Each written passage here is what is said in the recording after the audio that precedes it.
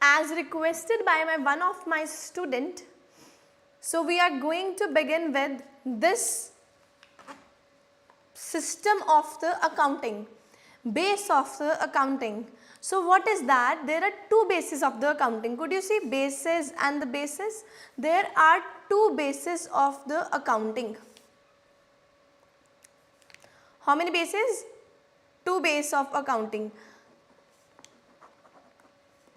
First is cash basis, another is accrual basis. First is cash basis, another is accrual basis.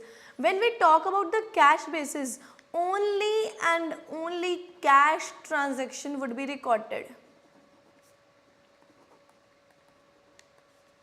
Only the cash transactions would be recorded. अगर आप बोलो cash book जब हमारी बनती है तो उसमें only and only cash transactions recorded. अगर हम क्रेडिट पे सेल करते हैं क्या हम इसको रिकॉर्ड करके चलते हैं? नो. क्रेडिट का sale, I hope you understand, that is उधार पे अगर हमने माल को बेचा है तो वो हम इस पे रिकॉर्ड नहीं करते. जब हम बात करते हैं एक्रूअल बेसिस पे तो cash and credit both transactions are recorded. तो क्या सिर्फ सेल की चीज़ें ही रिकॉर्ड करते हैं? सेल, परचेज, एक्सपेंस, एनीथिंग हम रिकॉर्ड करके चलते हैं. That is accrual basis of accounting. तो हम कौन सा बेसिस ऑफ अकाउंटिंग फॉलो करते हैं? Organization business to business differ करता है, बट हम मेजर में किस बेसिस पे फॉलो करते हैं? We follow the accrual basis of the accounting. We follow the accrual basis of the accounting. So nature of transaction, accrual में बोथ कैश क्रेडिट ट्रांजेक्शन्स आएंगे, कैश बेसिस में only cash transaction will be recorded. What is prepaid and outstanding expense? What is prepaid and the outstanding expense? आप अपने mobile पे recharge कराते हो, वो दो तरीके का होता है, या होता है प्रीपेड या होता है पोस्ट पेड. प्रीपेड का मतलब है पहले रिचार्ज कराएंगे फिर हमें सर्विस मिलेगी. पोस्ट पेड का मतलब क्या होता है? After you use the you have the service then you pay, that is the post paid. ठीक है. तो प्रीपेड चीज़ें मतलब आपने सपोज स्कूल में फीस पे करी. आपके स्कूल में फीस कैसे जाती है? एडवांस में जाती है. ठीक है, दैट इज प्रीपेड. आपने अपनी ड्यूटी फुलफिल कर दी. Now it becomes liability on the school premises that they will give you the service.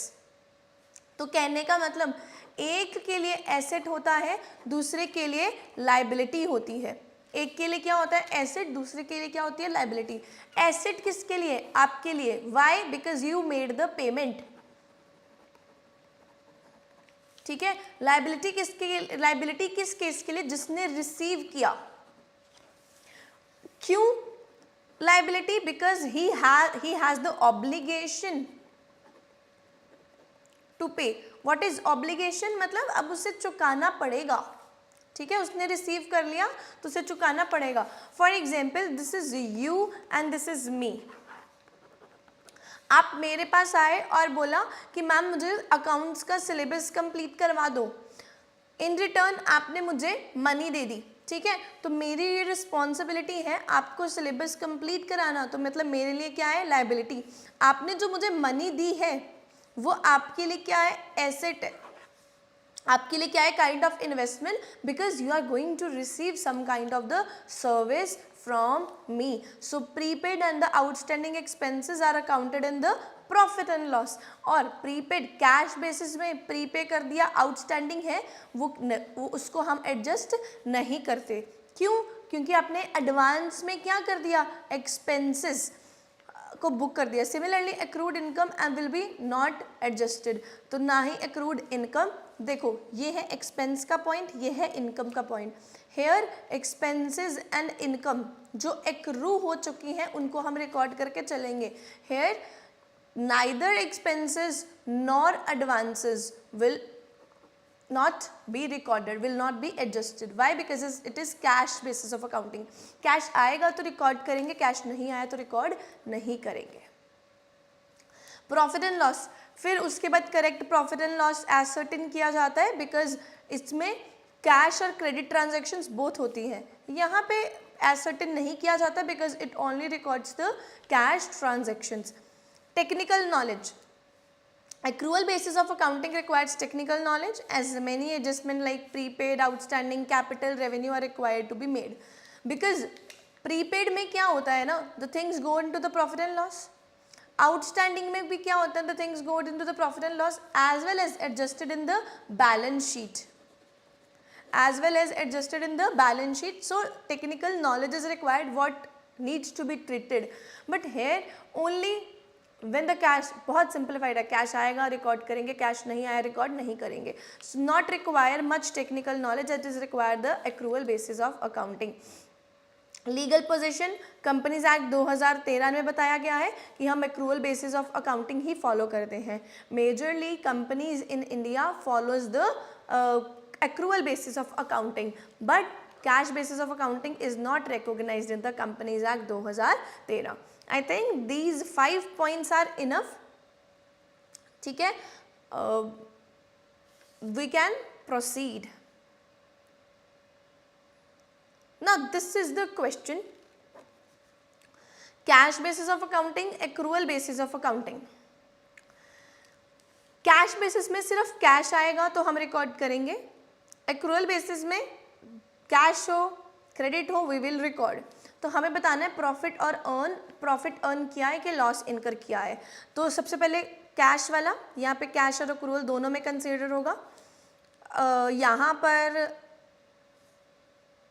इसको इस तरीके से लिखते हैं, कैश सेल्स कैश वाले में अकाउंट होगा, ये एक्रूअल में अकाउंट होएगा. Outstanding salaries and wages accrual में काउंट होती हैं. Insurance paid in advance accrual में रिकॉर्ड होंगी, आउटस्टैंडिंग एक्रूअल में होंगी. Income received excluding income received in advance, जो इनकम रिसीव हो गई है वो आपकी कैश में जाएगी. देखो जो कैश में जाएगी ना वो एक्रूअल में तो जाएगी ही जाएगी. ठीक है, जो कैश में जाएगी ना वो एक्रूअल में तो जाएगी जाएगी. So income received in advance that is outstanding accrual में जाएगा. Income earned but not received accrual में जाएगा. कैश परचेजेस कैश में जाएगा. क्रेडिट परचेजेस आपका एक्रूअल में जाएगा. सैलरी एंड वेजेस पेड, पे कर दी आपने तो cash basis of accounting. Electricity expenses paid तो cash basis of accounting. Insurance expenses paid including the prepaid, तो इसमें हमें जो प्रीपेड पोर्शन है ना वो माइनस करना पड़ेगा. क्यों? Because it is already included. ठीक है, तो हम तो कैश बेसिस में सिर्फ कैश ही रिकॉर्ड करते हैं, हम तो एक्रूअल बेसिस पे निकालते ही नहीं है. When the cash basis of accounting followed, तो देखो सबसे पहले क्या है, we have cash sales. Sales कितनी है 5 लाख की, we return the 5 lakh cash sales.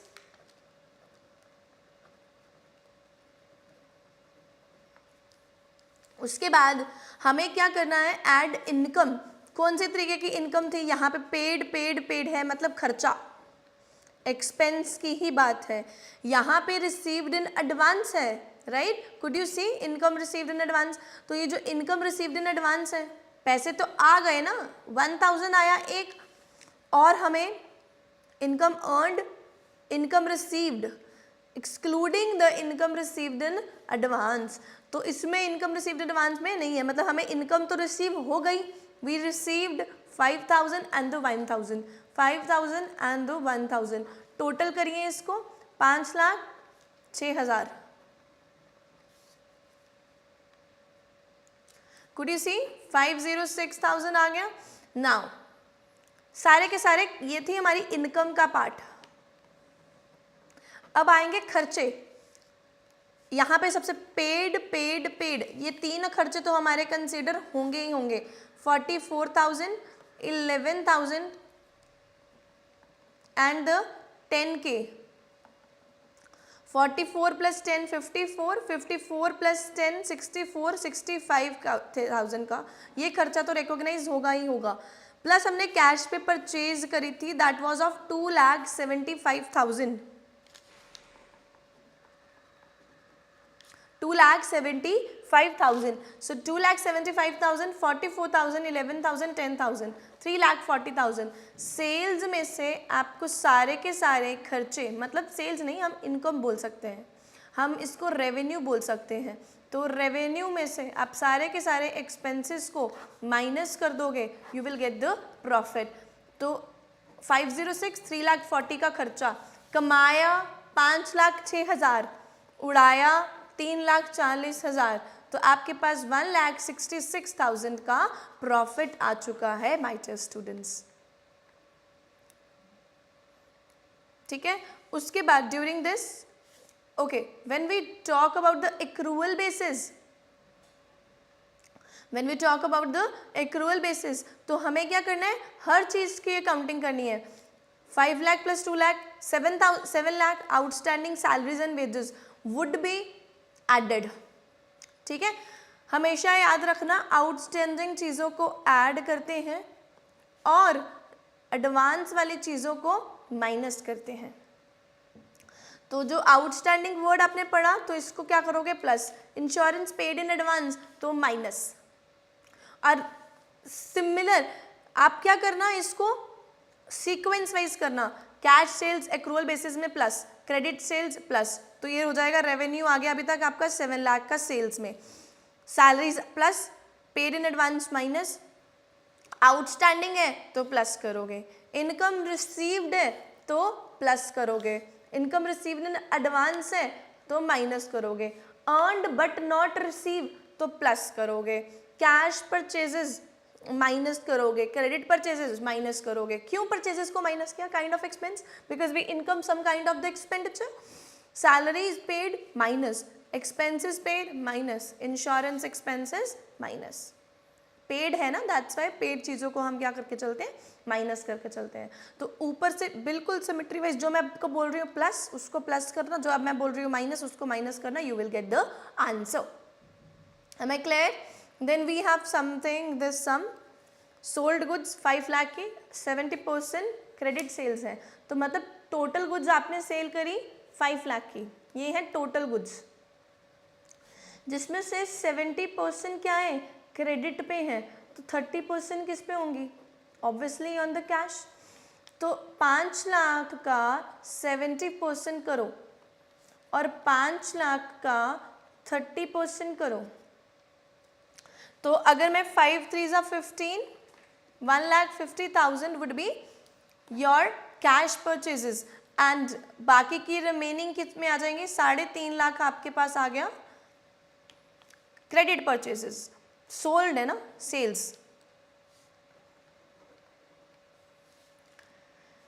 So credit purchase, the cost of goods sold was 3,50,000 including the credit purchase of 50,000. 60,000 का जो था खर्चा उसने पे किया, but out of this 5,000 relates to next year. तो मतलब ये कुछ एडवांस वाला है, एडवांस वाली चीज़ों को क्या करते हो, माइनस. तो 60,000 minus 5,000, you will get 55,000. There was also smart ending this 10,000 which was unpaid. Unpaid मतलब आपने पे नहीं करा, outstanding है. Yes. So calculate the net profit when following the cash basis, when following the accrual basis. I hope you will solve based on the previous solution जो आपको बहुत ही अच्छे से सॉल्व करवाई गई है. पहले कैश बेसिस पे निकालना, फिर एक्रूअल बेसिस पे निकालना, and you will get the answer. I hope this is clear. This was double entry and the single entry system. Take care. Good bye.